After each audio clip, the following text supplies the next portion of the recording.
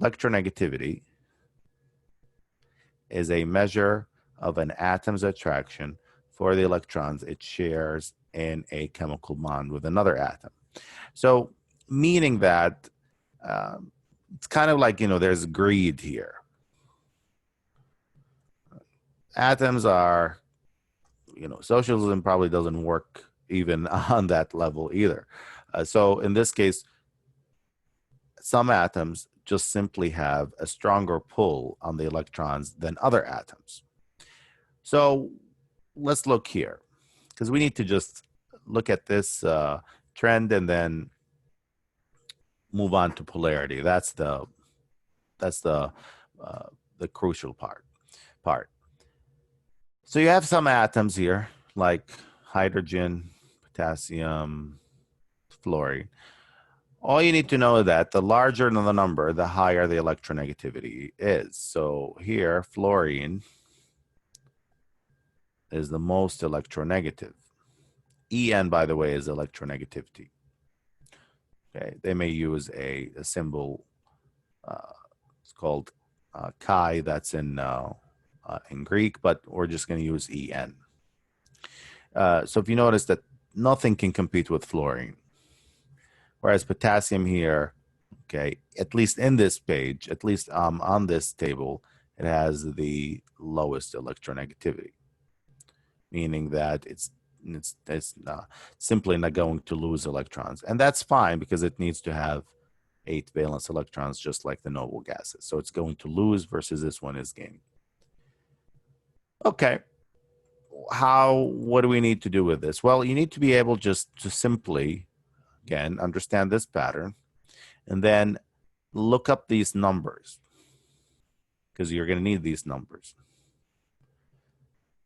because that guides us to the next topic, which is one of the most important topics in chemistry, and that's polarity of bonds. Polarity of bonds and polarity in general, drives the majority of reactions and majority of biochemical processes in your body. When you take biochem class, you'll be anything on biochem, you'll be amazed by how much emphasis is on polarity in there. Okay, you have hydrophobic, hydrophilic interactions, all kinds of stuff. You'll see that right there. So let's begin. Polarity, as a definition, just to work with that, it's a description of the distribution of the electron, it should say pair here,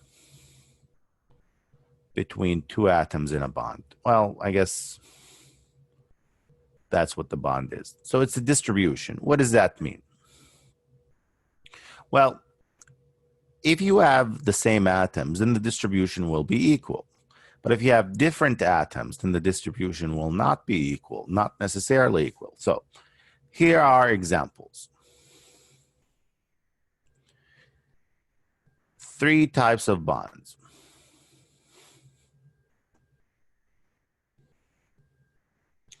We have nonpolar covalent bond, polar covalent bond, and ionic bonds. We already talked about the ionic. The most important out of these is the polar one. But let's begin. The word polarity comes from poles, or you have 2 opposite poles.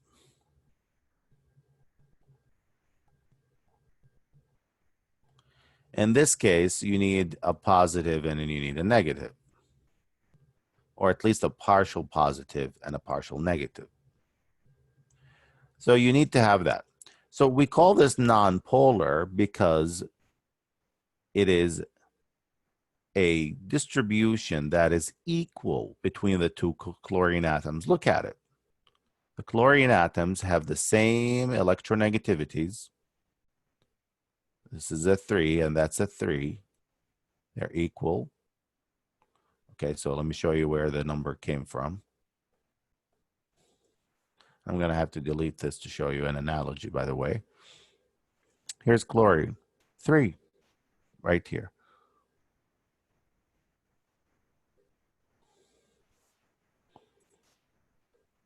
if you notice that the electrons are distributed equally, that's why it's called nonpolar, because if one side has more than the other, then that's where the polar poles come from. Because if one side has more electrons than the other side, then that's going to be more negative and the other side will be positive. So in this case, we call this a nonpolar covalent bond. On the other hand, if you have H and Cl, and let's look at our electronegativity tables. H is 2.1 and Cl is 3. So Cl is more electronegative. It has a stronger pull on the electrons than H. So I'm going to write this here. H is a 2.1 and Cl is a 3. So if you notice here, the electrons are shared unequally between two atoms, and that results in a partial positive on the H and a partial negative on the Cl. Okay, what does this symbol mean? This is delta in Greek. It's lowercase. So it looks like an S. We usually draw it like this, delta plus, and this is delta minus. Okay, looks like an S, but connected at the end. What does that mean, negative and positive? Well, think about it. If the electrons on hydrogen and the bonds are pulled toward chlorine, then there's less electrons, and by default, that means it's more positive. Whereas if you have more negative on the other side because of the electronegativity, or more electrons, more electron density, that means that's going to be partially negative. It's again, it's kind of like rich and poor. Rich has more money, poor has less money. So this is the creates the difference here, right? The disparity creates it because again, the Cl has a stronger pull. So, but guess what? But the students, you know, and you see the error here. Students say, okay, well, how come they're still shared? Are they really still shared? How can they be shared unequally if the Cl has most of it? And okay, well, we'll give you an analogy in a second. And then finally, if there's no sharing whatsoever, when we talked about this, if we have a complete transfer, look what Na is doing. It gave it to the Cl, then that would be ionic bond. And you have full charges. Those are full charges right here, not delta plus or delta minus. So let's give you an analogy, because really the calculations are quite simple and generally there's no problem with this topic. It's very important yet actually very straightforward. Think of it this way. If we have 20 bucks and we have twins, statistically speaking, if, you know, let's say their mother, whoever, you know, gave the twins 20 bucks and they wanted to buy some, I don't know, some stuff, it's likely to be split 10 and 10. Twins, I guess, statistically, you know, they're willing to share. Bond between them is really so strong, you know, that they actually share fairly and squarely here. So that's the twins. Whereas if you have the 20 bucks, let's say, think of it this way.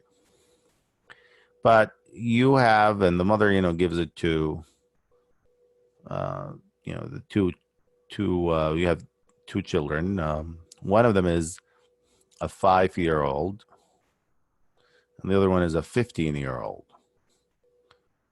I don't think it's going to be split 10 and 10. Most likely maybe 5 for the 5-year-old and 15 for the 15-year-old. But it's still sharing. It's still being shared, but it's not equal. So you see here, it's unequal. This is equal. Well, how does ionic bond? Well, ionic is no sharing whatsoever. You know, you have the thief, and you have the 5-year-old or whoever, and the thief just takes all the 20, and then the 5-year-old has 0.